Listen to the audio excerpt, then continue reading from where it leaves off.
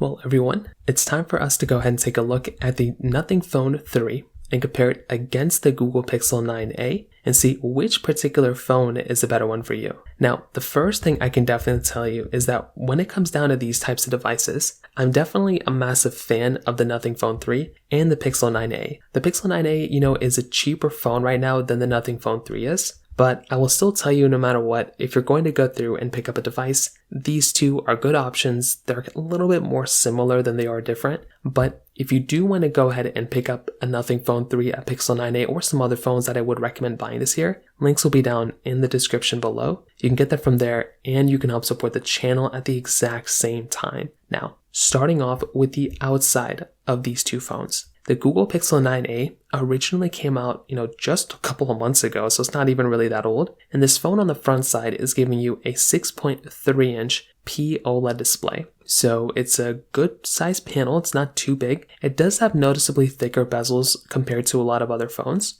but you have to remember that this is basically like a cheaper variant of the Pixel 9. So it's not supposed to be the Nothing Phone competitor. It's a couple $100 cheaper than the Nothing Phone. It's supposed to be kind of more of this like mid-tier type of device for the Pixel series. So the panel itself is still 120 Hz, which is nice. It's also giving you 2700 nits of peak brightness as well. So, those types of things are honestly very nice to have inside of these types of phones. And having that type of capability in and of itself is something that is really nice to have. And personally for me, like I mentioned before, it is a very nice thing to have at the end of the day. So with a phone like this, it looks good, it looks great, a hole punch display, everything like that across the board. And I like this phone a lot. The Nothing Phone 3 is a little bit of a different story. This phone is going to be giving you a 6.67-inch OLED display. So this panel is already noticeably bigger, right? So it's going to be a much bigger type of panel. It's also going to be giving you a 120 Hz display. It says on this website that it's 4500 nits of peak brightness, which I don't even know if that's the case, but it is going to be a very bright panel. It's going to look very good. And it is going to be one of those types of panels that you can kind of get your hands on and still feel like you're getting a really good time with. So there's noticeably less bezel inside of this type of device too. So there's not really like a lot of bezel going on around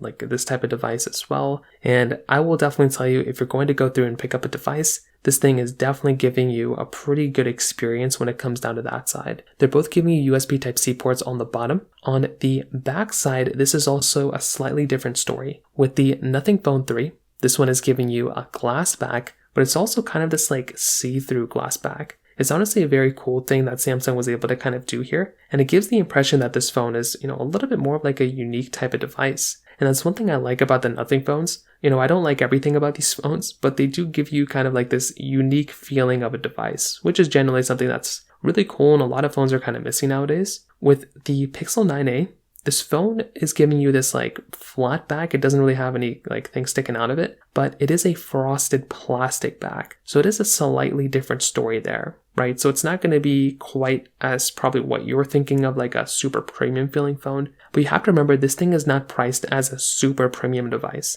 This thing is priced as more of like a cheap type of, option, a cheaper kind of alternative to a device. And that is, again, one of those big things to keep in mind there. So if you are going to go through and pick up a device, that right there is going to be one of the main things that you're going to have to remember when you're going through and picking up a device like this. So, like I said before, albeit it isn't really the biggest deal in the world or anything crazy, but you are probably going to be experiencing somewhat of like a better type of device in some ways inside of like some of these other types of devices rather than this one. So that might just be one of those things to keep in mind there. In terms of that kind of covers it up there as well. Now, when it comes down to the camera side, this is also another one of those really big things to keep in mind here too. So if you are trying to go through and get the device that is going to be giving you a better type of camera, this right there is going to be another one of those really big things here. So between both of these, the Google Pixel 9a is giving you this 48 megapixel wide, then a 13 megapixel ultra wide camera, where the Nothing Phone 3 is giving you this triple camera setup, a 50 megapixel wide, 50 megapixel periscope telephoto lens,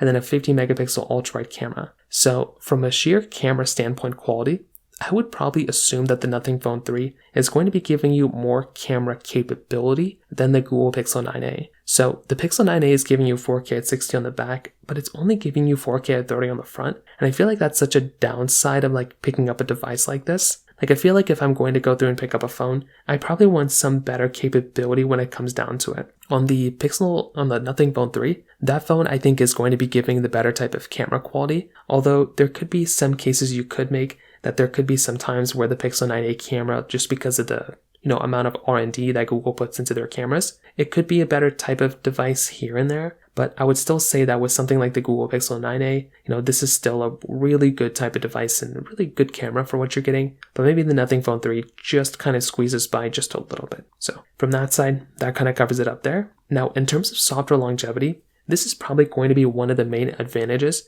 of buying something like a Google Pixel 9a. These types of devices last for a long period of time. So they're going to be giving you software support for many, many years now. And like I said before, that is kind of one of the main advantages of going through and buying a device like this. So these types of devices and these types of phones are going to be supported with software for a long, long time. And as I said before, that's one thing that I love about these types of devices. Now, it doesn't necessarily mean those would be the first ones I'd recommend buying, but from just that type of, landscape that we're in, if you are going to go through and pick up a device, I think the Pixel 9a is probably going to be the better one there. And when it comes down to the battery life, they're both giving you about a 5100 mAh battery. So they're roughly around the same thing from that side as well. So it's not really like a big massive difference there either. You're getting roughly kind of like around the same type of capability. So that is always a nice thing too. Nothing really crazy is going on there. But as I mentioned before, if you are going to go through and, pick up a device, it might make a little bit more sense to go through and buy a device that might give you a little bit more capability. But when it comes down to the performance,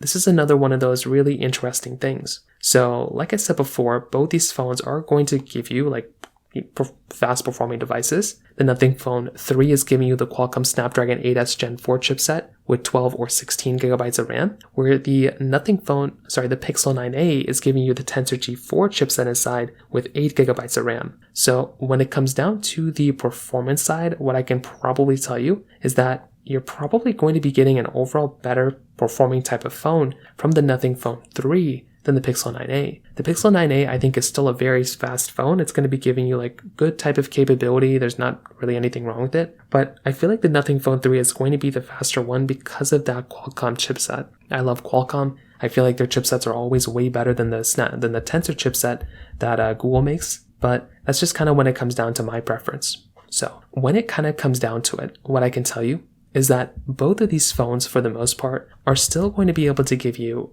really good type of capability. A benefit or the benefit of something like a Google Pixel 9a is that it is going to be the kind of cheaper phone for the most part. Like, it's going to be probably a little bit less pricey. It's going to be giving you, I guess, a better experience when it comes down to software and those types of things. So that is one thing that I like about the Pixel 9a. With the Nothing Phone 3, I feel like this is one of those types of devices that is more expensive. It's going to be giving you a slightly better performance, but I feel like that would be the phone that from this comparison would make more sense to buy. But I probably wouldn't recommend buying either one of these. I think buying a used Samsung Galaxy S24 is a better option than both of these, or a used Google Pixel 9 if you want to. That'd be cheaper than these two as well. Those two would probably be the ways I would recommend going. I don't really know if I'd recommend buying either one of these when those two phones kind of exist. So from that side, that kind of covers it up there. If you have any other thoughts or questions, please let me know in the comment section below. Hit the like button, that would mean so much, but definitely hit that subscribe button. More importantly than everything else, I love every single one of you guys. Hopefully I'll catch you guys in the next video. Peace out till then.